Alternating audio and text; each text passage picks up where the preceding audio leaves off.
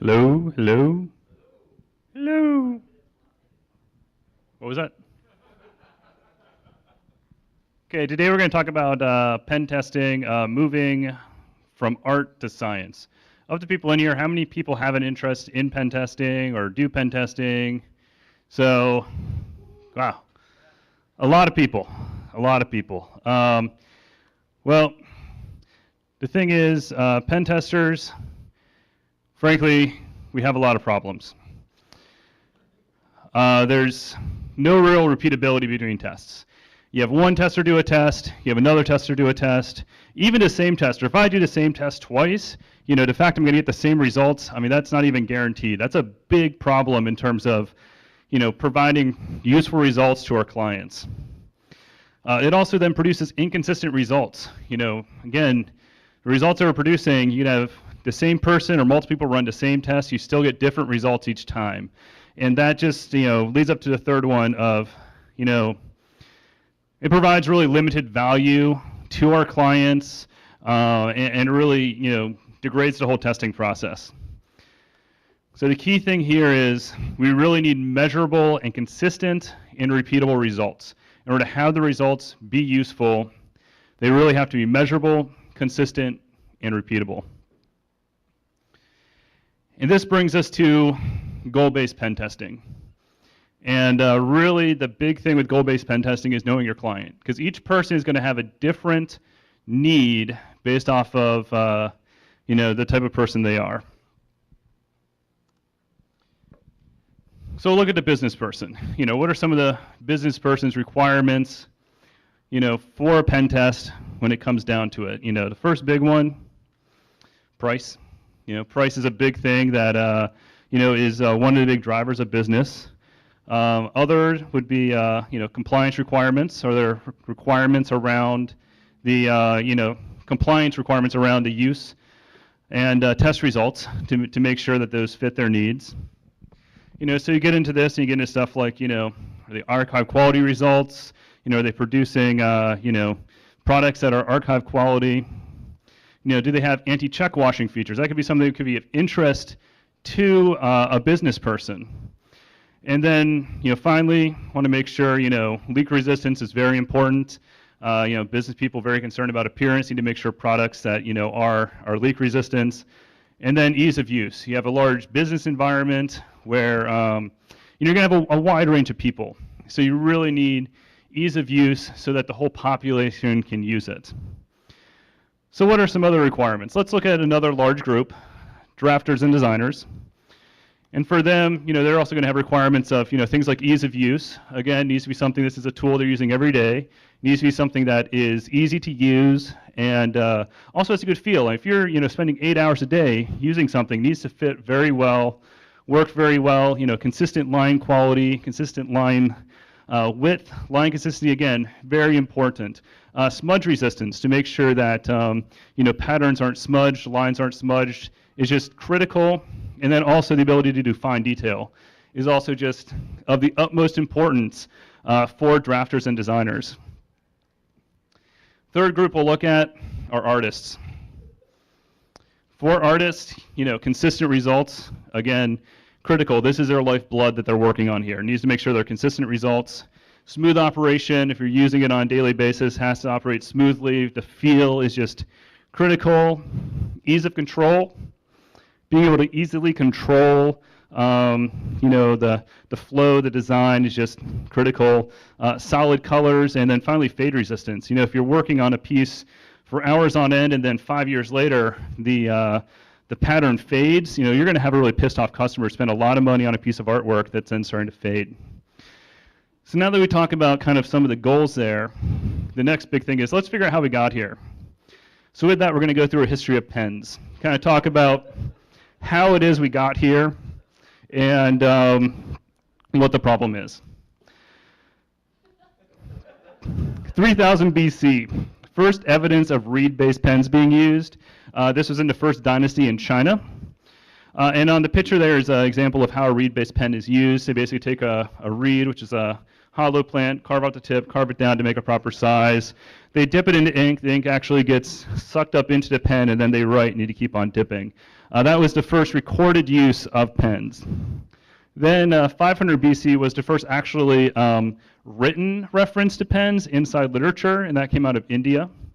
And it's interesting to see how some of the technology has spread throughout the world.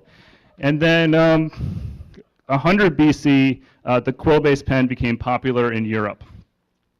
And the quill-based pen, I want to take a chance to just focus on for a minute here, because this really became the pen standard for pretty much most of the pen's life has been the quill-based pen. Really, even up into the 18th and 19th century, the quill-based pen or similarities of it were basically the very popularly used. So to make this, you start out with a tail feather from a goose, another large bird. Would again trim it down similar to a reed feather, reed pen. And again, ink was stored inside the pen. You dip it in, also called dipping pens. And then write, dip, write, dip. 79 AD, big invention came through. We started to see evidence of copper metal nibs being used in Rome. Actually, in the ruins of Pompeii, they found copper metal nibs, which is the first case we've seen of moving away from quill-based pens or bamboo or reed-based over to using metal. So in this case, you actually used copper to form the nib of the pen, which is the part that writes. Another key item is 105 AD, the modern paper process was invented in China, where you used rags or plant fibers to make paper. Before then, people wrote on things like just straight wood, rocks, pounded down plant particles, but they didn't actually follow the normal paper process that we see today. And this process actually started to migrate over to Europe. First, during the battle of, there was a battle between the Chinese Empire and the Islamic Empire at the time at Talis. And basically when the Arabs defeated the Chinese, one of the things that had occurred is as they moved into that area, they got access to paper-making technology, which was very restricted up until then, and that then allowed it to flow into the Middle East and eventually up into Europe. So then the 1953, first recorded record of a pen which held ink inside occurred, and this is actually where ink was stored inside. It's still not a perfected design. So we move on, we actually get the first paper plant in Spain, which came in again through the Muslim influence into the Muslim parts of Spain, where paper started to come into existence. And then 1702, the first real known fountain pen was invented, but there were a number of problems with this design. 1803, metal pens became patented in terms of pen points. And we started to get patents that started to appear in the pen market as people started to lock down this critical technology. Now, pen points are basically pieces of metal that have been formed into different shapes. And the plus is they are very durable, reliable. Unlike a quill, they last a little bit longer. And basically, you would fit them into a handle of some sort. Again, dip into the ink, dip and write, dip and write. And this was actually the main type of pen used well up until the ballpoint pen became popular, because fountain pens were used in a lot of cases, but fountain pens have always been fairly expensive devices. So when you go into a bank, even into the 1940s and 50s, there would actually be dip nib pens out because a fountain pen was too expensive to leave out. So this was really one of the mainstays up, and also was the first time we started to see pens being produced in a industrialized fashion. So we'll move on. We had fountain pens continue to grow. 1884, L.E. Waterman designed the first really working fountain pen. He used a famous 3-feeder model and spoon feeders, which allowed ink to consistently flow down to the paper and provided very consistent results. And actually, in 1888, the first patent was issued for a ballpoint pen, but it was actually designed to write on leather opposed to on paper, and never really became commercially viable. 1890, one of the first big improvements came with fountain pens with safety pens, and this gets back to the goal-based issue of these pens actually had features in them to prevent leaking, because it was very difficult to have a fountain pen in terms of it would leak on stuff. That could obviously harm the end user's use of the technology. So this is the first invention of safety pens. Now with fountain pens, there are a variety of ways that they can actually be filled up, and there are 4 major systems. This whole thing, I could probably spend just a whole hour talking about different filler systems that are present, but be known that there are different types of filler systems that are out there that have evolved over the years. The ones that remain to today are pretty much the 2 bottom ones, the piston pneumatic system for filling up fountain pens.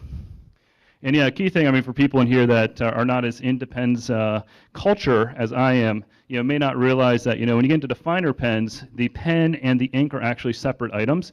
And this will become critical later on when we talk about testing processes, of needing to have testing processes that can test both the ink and the pen qualities and how they interact.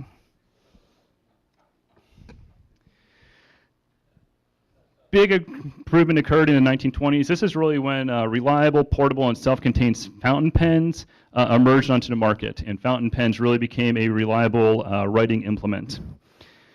1930s, the first cartridge-filled pens came out. Pens before the fountain pens, you had to actually put them into the inkwell, do some sort of filling mechanism to fill them up with ink. The cartridge pens, they had separate cartridges. You just basically pop in this cartridge, and that's where you get the ink from. The first ones were actually glass, designed to be disposable. And they were made by the JAF Waterman Company, and that's actually the French division of the world-famous Waterman Company in the US, which is really instrumental in early pen design. During 1939, the first working ballpoint pen was, for paper use, was invented by the Bureau brothers. And in 1940, the Bureau fountain pen was patented. Shortly after that, actually, it was purchased by the UK government for the war effort, because one thing that fountain pens provided and really gave the Allies an edge in the war is old fountain pens would not work in unpressurized aircraft, especially at high altitudes. Yes? I do not, but I could, I'd be happy to try to look that up. And basically during, older times, in unpressurized aircraft, a fountain pen would not work well, or during pressure changes, the ink may not flow well, may blot. But the Allies had a huge advantage using these fountain pens that were usable at all altitudes and inside pressurized cabins. So that gave the Allies a huge advantage over the Axis powers by being able to reliably write and record information while in flight. 1943, the first commercially available fountain pens were available. During the late 1940s, the price dropped down to 50 cents per pen, which at the time was still expensive, but not as much as $100 or so. Yes. Before then, it was around the 125 mark, which was still pretty reasonable. But when you got down to 50 cents, it became much more cheaper.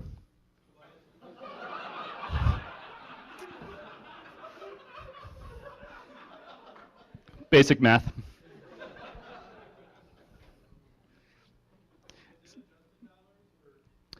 That is actually not in adjusted dollars, so it's still a fairly expensive item, but not compared to fountain pens or other things that were much more expensive. Yeah. Yeah, come on. More expensive-er, yes. And then 1950s, actually, a French baron dropped the H from his name to form the Bic Pen Company, which was a huge invention, a huge development. Basically, but at the end of the 1950s, the ballpoint phase, I'll actually ask to have questions held to the end just to make sure we cover everything. And I'll be up in the breakout session to review things. Maybe we can get out some demos and try some stuff out hands-on. Statements, let's pop a pen. Yeah. See enough of your stickers around already. So the 1951, the fountain pen really actually temporarily died because of real quality issues. 1954, ballpoint pen came out in big force with the Parker Jotter. In this case, prices again dropped in terms of these are relativistic dollars, or no, these are actual dollars at the time, but still cheaper than digital ones. Move forward, at this point we start to see the Bic Pen Company actually start to overtake pen manufacturers, and this shows the rise of the fountain pen over, or rise of the ballpoint pen over the fountain pen. We had things such as the modern felt tip pen was introduced, Fisher release or pressurized space pen, 1967, pens made it into space. It's part of the NASA project. Before then it was grease pencils or pencils. We then had the early introduction of porous point pens, which most people refer to as drafting pens, so things like microns and those type of pens. 1979, big development in the ink area, erasable pens came out. Move on, we have developments such as the jelly pens, the Uniball 207, which is the first pen that prevent check washing. So as you can see in this fragmented pen market today, repeatable and measurable pen testing standards are even more important as things have just diverged so much. So with that, I'll take a step back and we'll talk about what are some of the existing pen standards. There are ISO standards that presently exist for pens. Before I did this research, I did not actually know there are actually ISO standards for pens and testing pens. We have ones for tubular tip pens, such as drafting pens, and they actually have procedures for testing these pens. There's also standardized vocabulary. There are additional ISO standards that get into things like ballpoint pens, gel pens, and rollerball pens. But again, the issue here is we have these different standards for different technologies. So it's really difficult using the ISO standards to compare a ballpoint pen to a rollerball pen. So our goal here is to help bridge that gap. I'm still actually digging into those, and yes, I'll say we'll hold the questions. So we'll now move into pen rating systems, systems you can use to rate pens as you work on them. The first one is Optave, and this is the operational pen testing.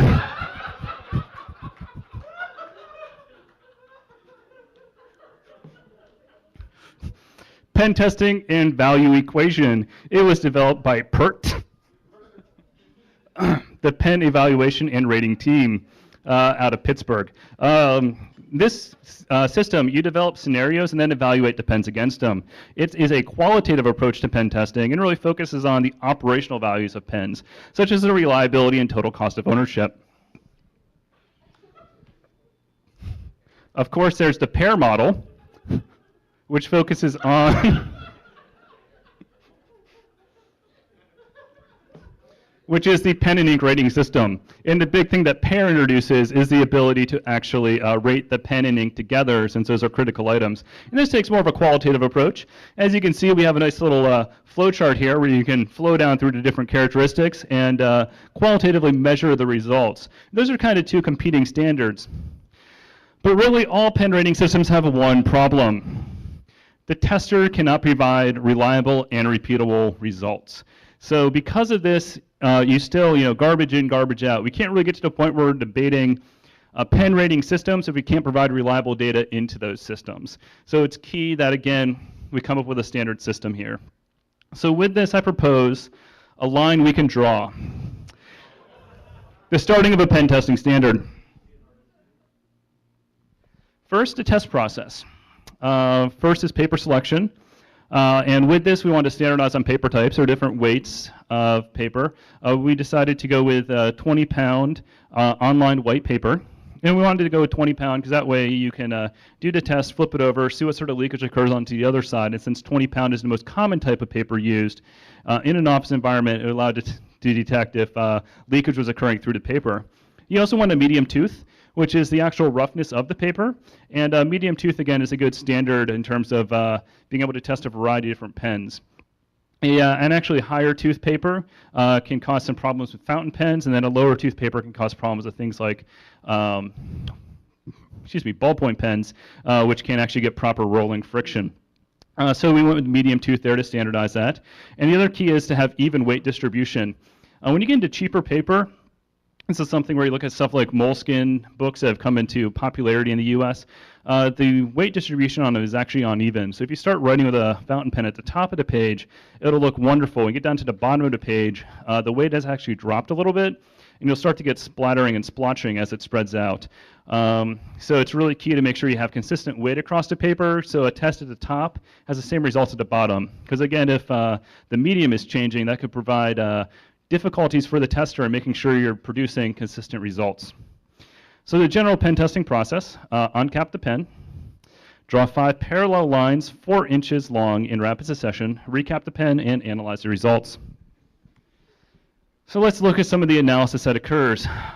You want to rate each of these 4 areas on a scale from 1 to 10, and we are actually developing rating guides. They'll provide very consistent results on what a 1 is, 2, 3, 4, 5, and all the way up through 10. Again, to make sure that 2 testers looking at the same test results or testing the same pen will get the same results. So you look at things like continuity. Is the line a solid line? Are there any breaks? Is it a smooth line? Is there any initial blot? On some pens, when you first put down the pen, you get a heavier ink, and then it moves into a line. Are there any end blots where at the end you pull it up and is there heavy blotting at the end? End blots are something you'll notice with things like Micron's other disposable drafting pens. And then there's also width consistency. Is the width of the pen line consistent across the board? So any discussion of pen testing would not be complete without talking about automated pen testing systems. Of course, there's the famous one for its price and first on the market, Pure Impact. There's the MetaWrite project, open source tool set with its awesome image. And then, of course, they've started to commercialize it with the MetaWrite Express and MetaWrite Pro, as they offer more GUI-based hands-on capabilities to the pen testing framework. Now, my wife and I have been working on something, and we have invented our own automated pen testing system here. And this is the first prototype of it. Actually, later on, we'll be selling T-shirts online with this design if anybody wants to get an automated pen tester, to wear around with pride. So with that, we'll now go into some case studies. With this, we look at the Aurora fountain pen. It's a lower-end fountain pen, has a steel nib, so it provides inexpensive pen production. Most of the nicer pens have a gold plate nib on them, or a solid gold nib, or a platinum nib. So this is a cheaper pen, and we'll go and look at the test results.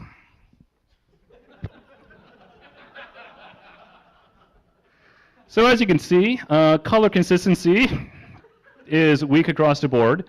We do see heavier blotting at the end as you pick up the pen, and some bleeding that occurs even on a medium tooth paper, which could imply that the ink is not being applied properly. Sure.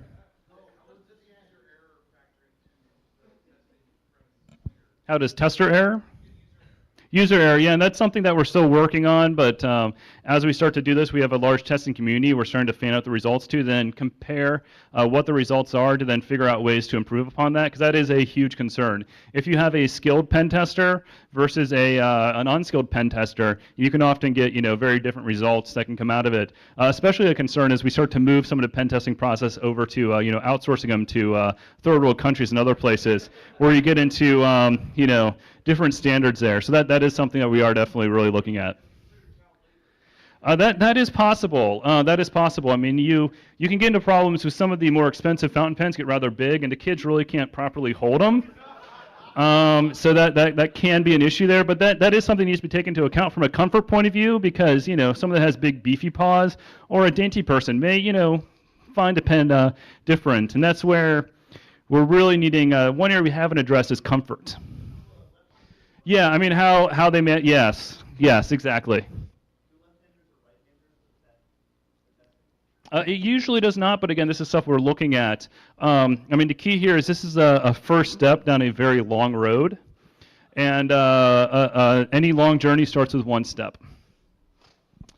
So next up, we have the Bic Rollerball, Bic Grip Roller. This is a rollerball type pen. This was a fine tip pen, 0.7 millimeter ball. And according to Bic's website, it's appropriate for home, office, and school use. Could be. So here we have the different results. Again, over here we have a break in the line, some blotting that's occurring at the end, but fairly consistent, line composure in terms of color and other items, with the pen usage itself.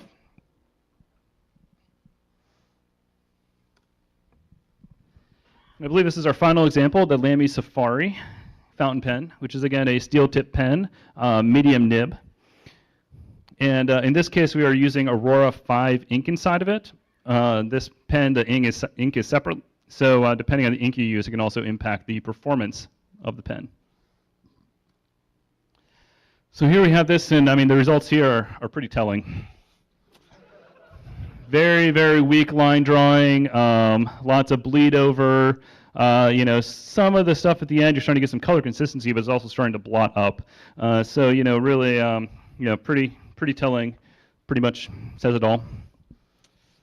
So with that, conclude with, as I mentioned before, any journey starts with a single step. This is the first step down a long road to generating consistent and measurable pen testing results. And I am touched that as many people came out to see this. I've been uplifted by how big the pen testing community is in terms of people that do it and are looking to get into it. So I'm really happy to see, especially the younger generation getting involved, to make sure that this art is not lost. And as we take this art and move it into a science, we can then provide reproducible results that can be of value to our customers. Yes?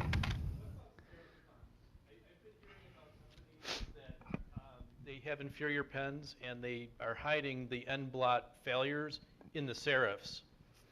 Well, that would be a mitigation technique to be able to mitigate the risk of a poorly produced pen.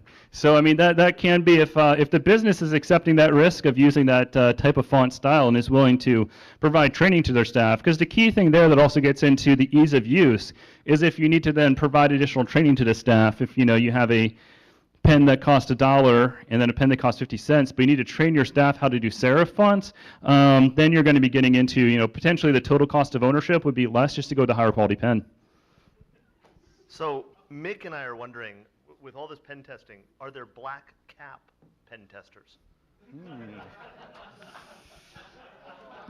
That is an interesting idea. Now, when you get into, I don't really want to get into the whole white ink, black ink, red ink, purple ink, you know, gel with the glittery ink discussions. I prefer not to judge a pen tester by the color of the ink they use. I prefer to judge them by the results of their testing, and if they can produce consistent and reliable results. So Matt, how have you had to adjust your pen test methodology for the private sector versus government clients? Yeah, it was actually interesting. A lot of the early tests I was looking at with government sector, like most things, I mean, there's the NIST 63.12 standard that outlined pen testing requirements for government organizations, but they were focused on steel nib pens, which, you know, haven't really been in existence since the, 1950s. So in typical government standards, the standards they're using to test their pens are really not appropriate to the modern day pen. So there had to have been some adjustments made there. And I'm hoping some of these methodologies can flow back into the government sector to provide value there to make sure that, you know, we are producing results that are also useful in the government sector. So one thing that's a little concerning is that in your pen testing framework that you're proposing, I don't see altitude playing a large role. That's actually a very good point. That is something that, you know, one of the reasons I wanted to bring this up to this community is we are a community of smart individuals that have a passion for pens. So, you know, there are going to be things that have been missing in initial standards, and altitude is definitely a very good one. As I was discussing before with the problems with fountain pens in unpressurized cabins and other areas, altitude can definitely impact the performance of the pen. So we'll need to add in some requirements around relative barometric pressure in the room, and to make sure that the pens are being tested consistently, and potentially generate standards for high altitude testing, unpressurized cabin testing, and other types of areas. I do have some Freedom of Information requests out to NASA to see if they have any specific pen testing requirements around pens in space. They do have a nice page up about the history of the Fisher space pen, but they don't really get into the testing methodology they use to select that pen for their use in the space program. Yes? I have the microphone. Okay, so I'm genuinely concerned, actually. You're leading this pen testing effort, correct? I'm one of the folks involved. I would say I'm one of the, we're a community effort. You're a figurehead. You're there in front. Two notes. One is I don't think people in this room are taking it seriously enough. And I a pox on you all. A serious question, as one of the members of the community involved in pen testing, are you concerned or even evaluating the weaponizing of these systems? And I speak specifically about the shiv and zip gun contingent.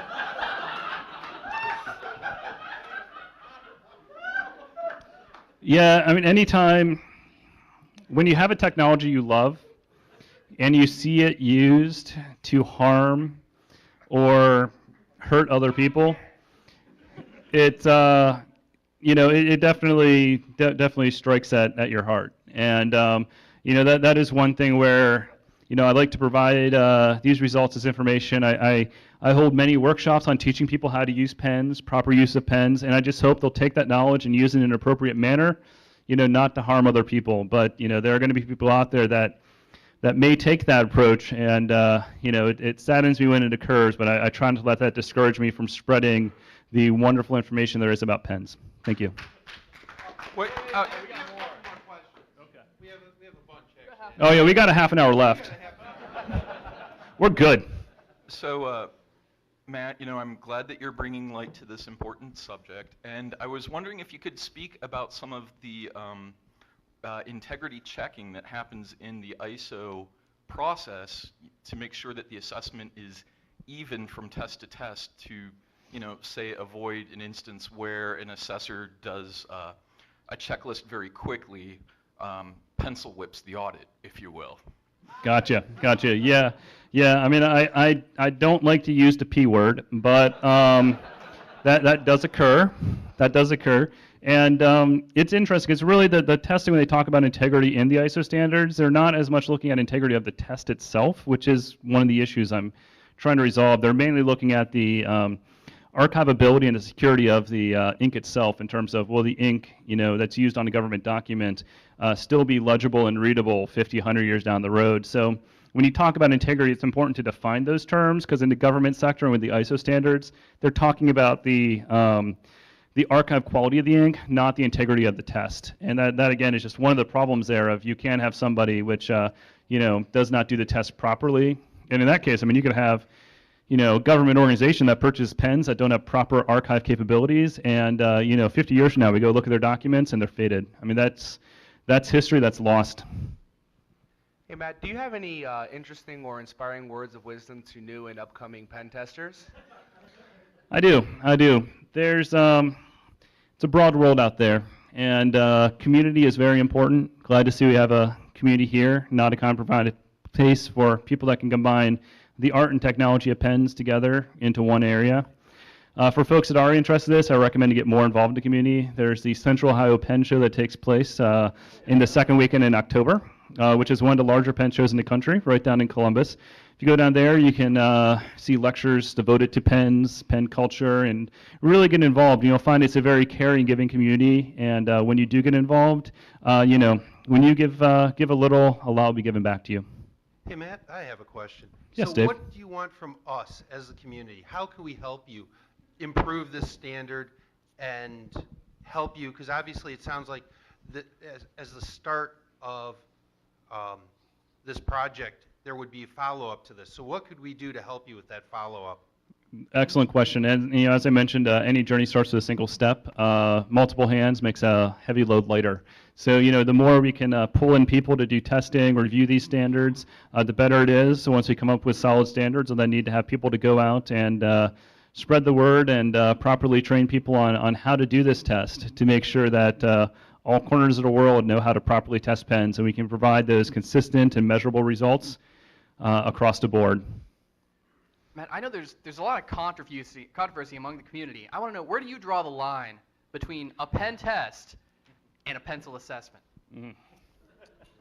I've pretty much stayed out of the pencil and marker testing, and actually the marker testing, a huge debate on our mailing list is right now where to draw the line between a marker and a felt tip pen, because they definitely have similarities, and we're still actually fighting out where does a marker start and where does a felt tip pen begin. Luckily, pencils are a fairly easy area to draw that line, and we basically have left the pencil testing problem to another community to take up. Yes, when you're talking about testing pens and how that works out, there has to be some kind of adjustments. How do you guarantee things like the viscosity of the ink? Yeah, and that's where you get into, there'll probably be separate standards that come out for looking at the ink as well. If we go back, let's see, to the pair equation, I mean, one key thing, come on, there we go. One key thing about the pair equation is that it is pen and ink rating, and they actually break down the line into two separate testing areas, one side for the pen, one side for the ink. Because definitely get into things like, especially pens that are refillable, that adds a whole other variable in terms of the viscosity of the ink, the archive quality ink, the smoothness of the ink, and then how that ink interacts with that pen as well. Because depending on the feeder system that the pen has, which is a system that carries the ink from the reservoir down to the tip, different types of ink may work better or worse with that particular pen. So that really brings into play a lot of the concerns there. And Pear is working on this, but it's still being used. And Jim Jones, who invented Pear, actually up in town at Progressive Insurance to try to provide reproducible results there, has really been fighting this battle. And it's definitely something where I don't have a solid answer, but something we're committed to finding an answer to. This project is a great step forward, but have you already started looking into outreach for pen development firms, maybe open source pen projects? Well, I've reached out to the American Pen Makers Association, which is an industry trade group that exists, and has been heavily involved in making the ISO standards. Sadly, because they've been involved in the ISO standards, they kind of are fully invested in those standards and have been a little resistant to that. So we're hoping to build up some mass, but as you're talking about outreach programs, we have had a very good inner city outreach program in terms of pen education and pen testing standards to be able to train up the future generation again to provide pen testing results. So with this, I think we'll have a couple more questions and we'll break, but okay, 3 more questions. Perfect. Go for it. I'm number 1. I got the mic. I do want to volunteer. I don't have much in the way of technical ability. Oh, but your comments have just been amazing throughout the talk. It's been great to see your support. I agree. But I would like to say, as a web developer, Mike and I, we both work for FARC. We'd like to open up server space, and we think that we can help you with like an ICANN or DCMA for Pen is Mightier. We can get you that. Oh, that would be awesome. If you do that, we can find content to fill up that site and make it a central point of travel on the internet. So that would be wonderful. Would love to talk to you more about that. Pen Island, that's good as well. Or yeah, you're doing it right. Pen testing, that's probably taken. But anyways, yes. Well, I don't want to say anything bad about pens. I really like the work you're doing, but I did notice in your talk you failed to address the whiteout exploit.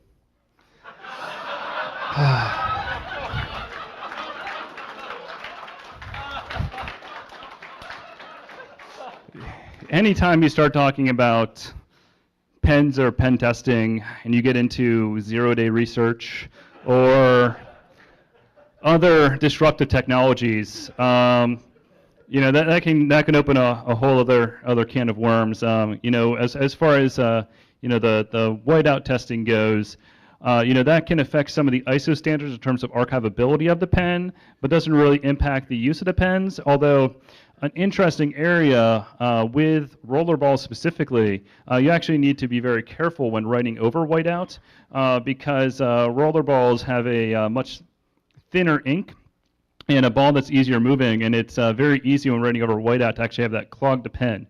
So there could be some further testing there in terms of anti-pen clogging abilities that can be caused by whiteout, but as far as the ability to, alter documents and stuff, that really falls into other key areas there. But so I brought up any sort of exploit or zero-day attack against pens is of concern. But that's kind of further down the road to make sure they want to be taken care of in the standard. But for today, we're really focused on just getting repeatable, consistent results. Then we'll look at the unknown that's on the horizon. Matt, as a college student, I'm learning a lot about pens, and actually your talk has really opened my eyes. Excellent. Where do I start? Where do I continue from here? Well, we have a mailing list. It looks like the nice gentlemen back are going to offer to help us set up a website. We do offer internship programs to help gain those valuable skills for being able to do the testing. You get hands-on experience in the field. Because as anybody knows, the college education is wonderful. It's definitely great to have, but having that hands-on knowledge can really be the edge up to get the job in the competitive pen testing industry. With that, we have one more question, and then we'll wrap it up. So, Matt, I might be, kind of the outlier here, but where do you see digital signatures going with this?